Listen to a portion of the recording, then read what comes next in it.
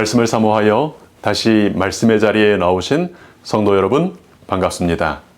오늘은 수요일 교과로 출애굽기 40장 전체를 성막에 임하신 하나님의 임재라는 제목으로 묵상하도록 하겠습니다. 우리 기도로 말씀 연구의 시간을 시작합니다. 아버지 하나님, 이 시간 저희 마음을 여셔서 성막에 임하신 하나님의 임재를 묵상하게 하시니 감사합니다. 성막에 임하셨던 하나님께서 오늘 성전된 저희 몸과 마음에 함께해 주시기를 구합니다. 성령 하나님을 구합니다. 우리 눈을 여시고 마음을 열어 주시옵소서. 고마우신 예수님 이름으로 기도합니다. 아멘.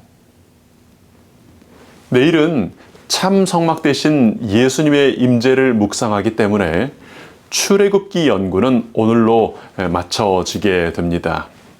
이번 주 교과 공부를 시작하면서 왜 하나님께서 출애굽기 34장 모세가 하나님의 영광을 뵙고 그 얼굴이 하나님의 영광의 빛으로 빛나던 영적인 최절정의 사건을 출애굽기의 마무리로 기록하지 않으시고 성막을 짓는 이야기로 출애굽기를 마무리하게 하시는가를 생각해 봤었습니다.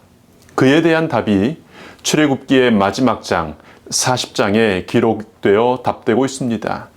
출애굽기 40장의 마무리는 이렇게 정리됩니다. 우리 출애굽기 40장 33절의 말씀을 읽습니다. 그가 또 성막과 제단 주위 뜰에 포장을 치고 뜰 문에 휘장을 다니라. 모세가 이같이 역사를 마치니, 모세가 하나님의 성막 건축을 마쳤습니다. 그런데 출애굽기는 성막 건축이 마쳐졌다는 것으로 끝나지 않고 성막에 임하신 여호와의 영광으로 끝이 납니다. 이어지는 34절과 38절의 말씀입니다. 구름이 회막에 덮이고 여호와의 영광이 성막에 충만하매 낮에는 여호와의 구름이 성막 위에 있고 밤에는 불이 그 구름 가운데 있음을 이스라엘의 온 족속이 그 모든 행진하는 길에서 그들의 눈으로 보았더라. 여호와 하나님의 영광이 건축이 마쳐진 성막에 충만하게 임했습니다. 모세가 성막 건축과 그 기구들의 배치를 위해 성막에 들어갔었습니다. 그 모든 배치하는 일이 마쳐지자 모든 백성들이 보는 가운데 여호와 하나님의 영광이 성막에 충만히 임했습니다. 이제는 모세도 그 성막에 들어갈 수 없게 되었습니다. 여호와의 영광을 가리워주는 구름이 성막을 덮었고 여호와의 영광의 빛이 성막에 충만하게 임재하셨기 때문입니다. 구름이 성막 위에서 떠오를 때 이스라엘 백성들이 행진길을 나아가고 구름이 떠오르지 않을 때에는 나아가지 않았다는 광야 교회 행진의 지도 역사가 이로부터 시작이 된 것입니다. 낮에는 구름이 성막 위에 있고 밤에는 불이 그 구름 가운데 있음을 이스라엘 온 족속이 그들의 모든 행진하는 길에서 그들의 눈으로 보았습니다. 이스라엘 모든 족속이 그들의 눈으로 보게 된 것입니다. 왜 출애굽기는 모세가 여호와의 영광을 대면하여 보고 빛나던 34절의 정말 특별한 경험의 기록으로 맞춰지지 않고 40장까지 건축을 하는 사람들의 일의 기사로 맞춰지게 되었는가? 출애굽기의 마지막 장은 그 이유를 이렇게 우리에게 분명히 보여주는 것입니다. 만약 출애굽기가 34장으로 끝났다면 여호와의 영광을 대면하여 보는 사람은 모세 한 사람이었을 것입니다. 73명의 특별히 선별된 지도자들 정도나 그 영광을 누릴 수 있었을 것입니다. 그러나 이제 성막이 지어졌으므로 거룩한 시스템이 갖추어졌으므로 이제 모든 이스라엘 온 족속이 직접 그들의 눈으로 여호와의 영광을 보게 된 것입니다. 하나님께서는 몇몇 특별한 사람들만을 통해 여호와의 영광을 뵙는 것이 독점되지 않도록 성막을 짓게 하신 것입니다. 모든 사람이, 온 족속이 그 모든 행진하는 일상적인 삶 속에서 그들 각자의 눈으로 임재하신 여호와의 영광을 뵙게 된 것입니다. 여러분, 하나님께서는 그렇게 우리 각자의 곁에 임하시기를 원하십니다. 근데 사단은요, 하나님의 임재를 경험하는 것을 특별한 사람들이 아주 특별한 경우에 하는 특별한 일로 만들어 버리기를 원합니다. 성령의 임재를 경험하는 것을 모든 사람이 매일 하는 경험이 아니라 임신의 경지에 들어간 아주 특별한 이벤트로 속이는 것입니다. 그래서 방언을 한다고도 하고요, 이상한 소리를 내기도 하죠. 병고침이나 영을 보는 특별한 어떤 그런 특이한 능력이 임할 때 성령 충만이라고 속이는 것입니다. 아닙니다.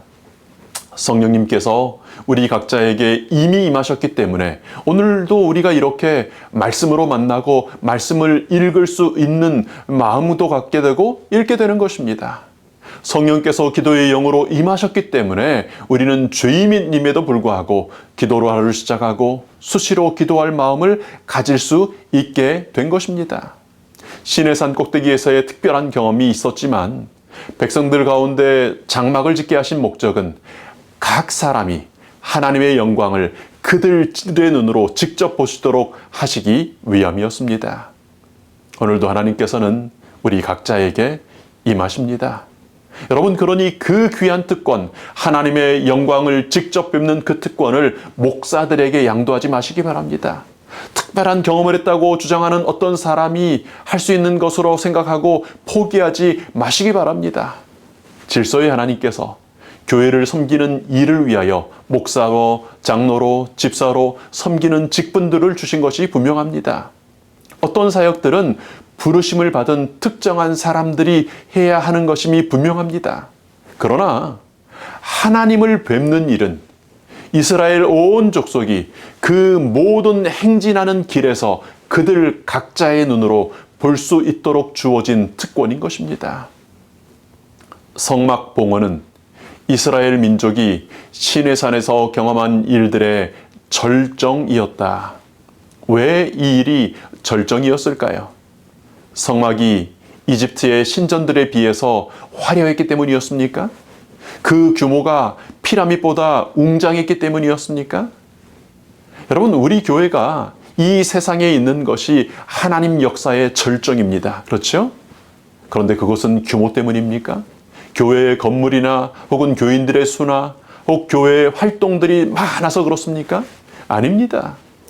여호와 하나님께서 그 영광으로 그곳에 임하시기 때문입니다. 혹 내가 다니는 교회의 건물이 낡아서 교인 수가 작아서 위축되는 마음을 가지실 때가 있습니까? 여러분, 그런 것을 보는 것은 성막을 이집트의 신전들과 비교하는 섞인 무리들의 시선을 가지게 되는 것임을 기억하시면 좋겠습니다.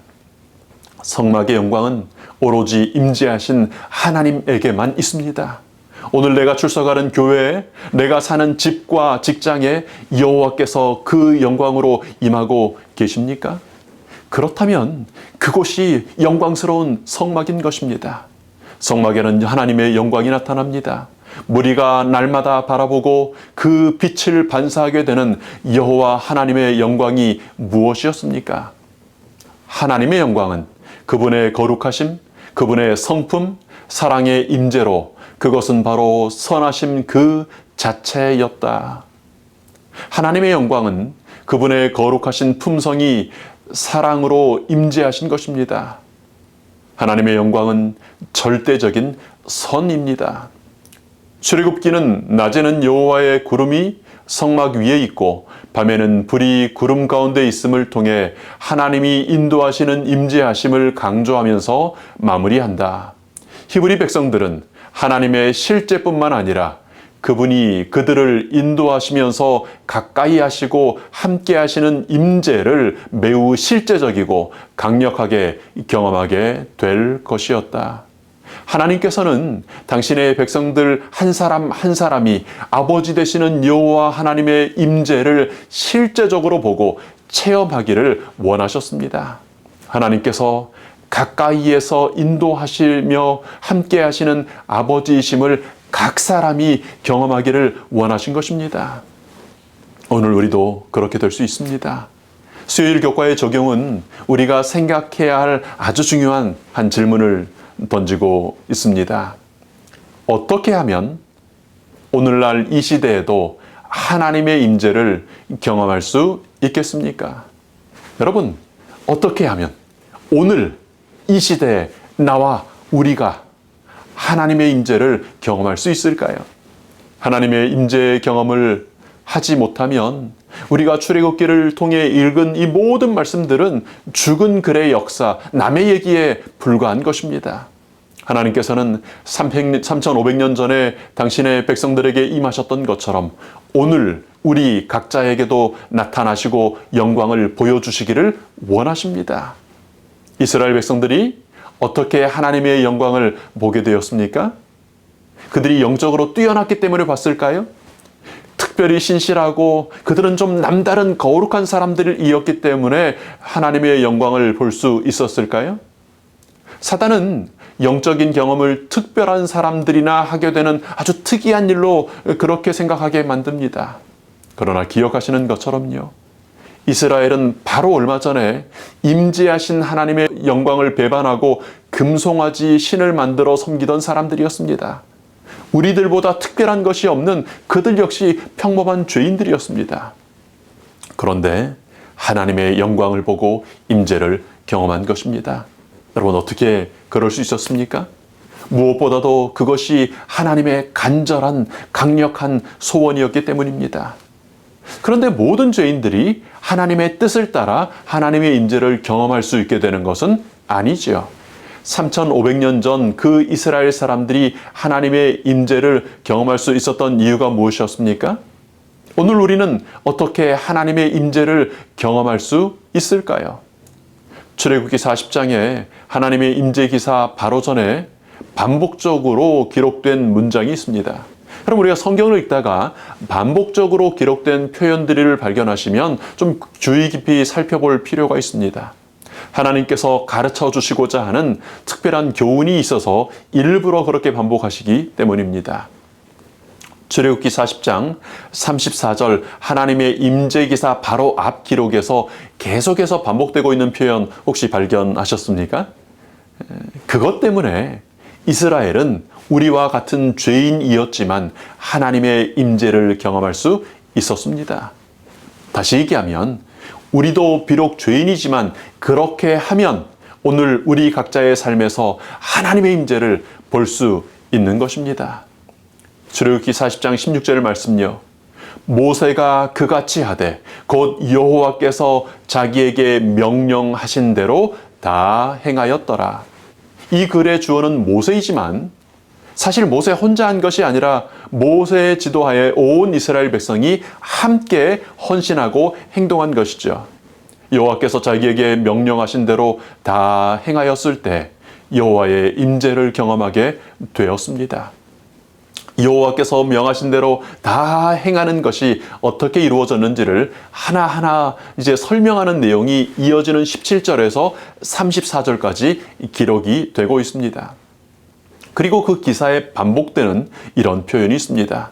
그리고 여러분 출애굽기 40장을 보시면 19절, 21절, 23절, 25절, 27절, 29절과 32절에 7번 같은 표현이 반복됩니다. 여호와께서 모세에게 명령하신 대로 되니라. 성막은 사람의 생각이나 편의대로 만들어지지 않았습니다. 오늘 우리의 영적인 성막을 짓는 일에도 여호와께서 명령하신 대로 되어야 하는 것입니다. 그렇게 순종하여 여호와의 영광대로 할 때 여호와께서 하나님께서 그 거룩한 성전에 임하시는 것입니다. 오늘 기독교는 정말 많이 변경합니다.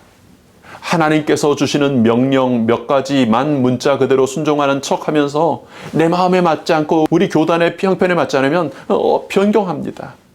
성령님의 임재를 경험하는 것은요. 우리가 기도의 응답을 경험하는 것은요. 하나님 주시는 부흥을 경험하는 것은 하나님께서 이미 주신 명령들을 이렇게 저렇게 변경하지 않고 명령하신 대로 순종할 때 나타나는 일인 것입니다. 사랑하는 성도 여러분, 오늘부터 명령하신 대로 순종하겠다. 이런저런 핑계를 대지 않고 명령하신 대로 살겠다고 결심하지 않으시겠습니까? 성령 하나님께서 보여주시는 명령 그대로 살게 도와달라고 기도하지 않으시겠습니까?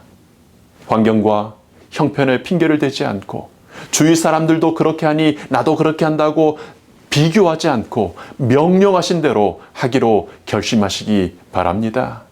성령 하나님의 도우심을 받아 순종하기로 결심하시기 바랍니다.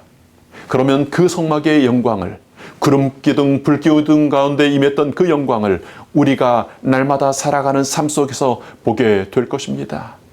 성막에 임하신 하나님의 임재를 체험하는 하나님의 자녀들이 되시기를 축원합니다. 기도하겠습니다. 아버지 하나님, 저희들의 날마다의 삶에서 하나님의 영광을, 여호와 하나님의 빛나는 얼굴빛을 뵙기를 원합니다. 하나님의 영광의 빛을 반사하는 사람들 되기를 원합니다. 고대 이스라엘이 그렇게 했던 것처럼 여호와께서 명하신 대로 순종하여 삶으로 우리 육신의 성막이 하나님께서 계획하시고 하나님께서 의도하신 명령 그대로 지어짐으로 하나님이 임재하실 수 있는 그런 하나님의 성전 되도록 하나님 저희들의 삶을 순종으로 이끌어 주시옵소서. 하나님의 영광을 보여 주시옵소서. 고마우신 예수님 이름으로 기도합니다. 아멘.